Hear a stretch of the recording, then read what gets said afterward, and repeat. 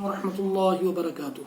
بسم اللہ الحمد للہ والصلاة والسلام علی رسول اللہ ومن تبعہ ووالاہ وبعد۔ محترم ناظرین و سامعین، اسلامی بھائیوں، دوستوں، عزیزوں، ماؤں اور بہنوں، آؤ نبی کی نماز سیکھیں سیریز کے اس ویڈیو میں آپ سب کا خیر مقدم ہے، اور اس سیریز کے میں ہم جان رہے ہیں آج کل کے ویڈیو میں جماعت میں شریک ہونے کے کیا مسائل ہیں، جو سیکھ رہے ہیں۔ اس سے پہلے کی ویڈیو میں نے آپ کو بتایا تھا کہ رکوع میں ملنے والا رکعت کا پانے والا سمجھا جائے یا نہیں سمجھا جائے، رکوع میں جو مل گیا ہے اس کی رکعت مانی جائے یا نہ مانی جائے، اور اس کے سلسلے میں کچھ گفتگو ہوئی تھی۔ اسی سے متعلق دوسرا ویڈیو یہ آپ کے سامنے ہے کہ جس میں ہم ان لوگوں کی بات کریں گے جو یہ کہتے ہیں کہ رکوع میں ملنے سے رکعت مان لی جائے گی، رکعت ہو جائے گی۔ ان کی دلیلیں بھی ہیں۔ دلیل ابو ہریرہ رضی اللہ تعالیٰ عنہ کی ایک حدیث ہے، من ادرک من الجمعۃ رکعۃ فلیضف الیہا اخری، جو شخص جمعہ کی نماز میں سے ایک رکعت پا لے وہ بعد میں ایک رکعت اور ادا کر لے۔ اس روایت میں نماز جمعہ کا ذکر ہے۔ ایک تو یہ چیز ہے، جس نے نماز جمعہ کی ایک رکعت پا لی اس نے جمعہ پا لیا، لہذا وہ اس کے ساتھ ایک رکعت اور پڑھ لے۔ اس روایت میں رکوع پا لینے سے رکعت پانے کا ذکر ہی نہیں ہے، رکعت پانے کی بات ہے، اس میں رکوع کی بات ہی نہیں ہے۔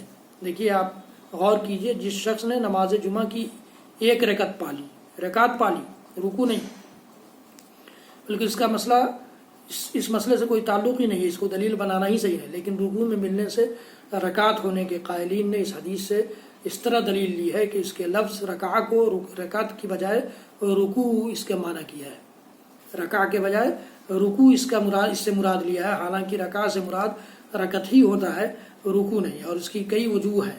احادیث میں عام طور پر رکعہ سے مراد رکعت ہوتی ہے، جیسا کہ رسول اللہ صلی اللہ علیہ وسلم نے فرمایا الوتر رکعۃ من آخر اللیل، آخر رات میں وتر ایک رکعت ہے۔ یہاں بھی رکعہ ہے، رکوع نہیں ہے۔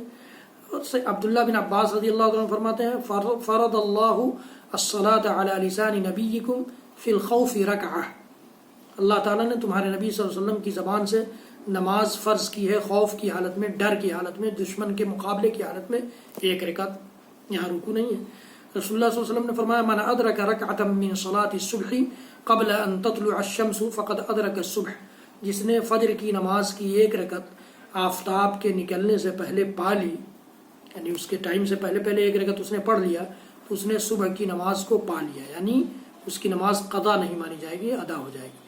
ان ساری احادیث میں ہم دیکھتے ہیں، ساری حدیثوں میں ہم دیکھتے ہیں کہ رکعت سے مراد رکعت ہی ہے، یہاں رکوع مراد نہیں ہے۔ رکعت سے مراد رکوع اگر لیں گے تو رکعت کی جگہ سجدہ کا لفظ آتا ہے، تو وہاں کیا کریں گے؟ اگر وہاں سجدہ مراد لیں تو ان کا مسلک ختم ہو جائے گا، کیونکہ اس سے معنی یہ بنے گا کہ جس نے سجدہ پا لیا اس نے رکعت پا لی، جبکہ رکوع سے رکعت پا لینے کے قائلین اس کے ہرگز قائل نہیں ہیں۔ حقیقت شرعیہ کے ہوتے ہوئے مجاز مراد لینا اصولاً غلط ہے۔ حقیقت کے ہوتے ہوئے مجاز نہیں مراد لیا جا سکتا ہے، اور یہاں کوئی ایسا قرینہ بھی نہیں ہے جو اس معنی سے اس کو مجاز کی طرف لے جائے۔ جمہور علماء نے اس کا معنی یہی کیا ہے کہ جس نے طلوع شمس سے پہلے صبح کی ایک رکعت پا لی اس نے نماز کو بروقت پا لیا، جبکہ رکعہ کو بغیر قرینے کے رکوع کے معنی میں مجاز میں لے کر اس سے استدلال کرنا اپنی مطلب براری کے سوا کچھ نہیں، جو سراسر غلط ہے۔ اپنا مطلب، اپنا مقصد پورا کرنے کے لیے ہم جو چاہیں جس لفظ کا معنی لے لیں تو یہ سراسر غلط ہے، ایسا نہیں ہو سکتا۔ یہ پہلی دلیل تھی، اور پہلی دلیل کا جواب تھا ان کا، اور انشاءاللہ العزیز اس کے بعد کی جو دلیلیں ہیں وہ بھی میں آپ کے سامنے رکھوں گا۔ رب العالمین ہم سب کو کہنے سننے سے زیادہ عمل کی توفیق دے، حق کہنے، حق بولنے اور حق پر عمل کرنے، حق ہی کی طرف لوگوں کو بلانے کی توفیق عنایت فرمائے۔ حضرات گرامی، میرے اس ویڈیو کو زیادہ سے زیادہ لوگوں تک پہنچائیے، شیئر کیجیے، اور میرے چینل کو سبسکرائب کیجیے، بیل آئیکن ضرور دبائیے، لائک بھی کیجیے۔ میرے سارے ویڈیوز دیکھنے کے لیے آپ یوٹیوب پر جائیے اور شاہد اقبال سنابلی ٹائپ کیجیے، میرے ویڈیوز دیکھیے اور لوگوں تک پہنچائیے۔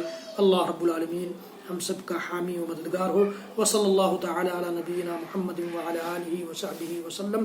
سبحان ربک رب العزۃ عما یصفون وسلام علی المرسلین والحمد للہ رب العالمین، والسلام علیکم ورحمۃ اللہ وبرکاتہ۔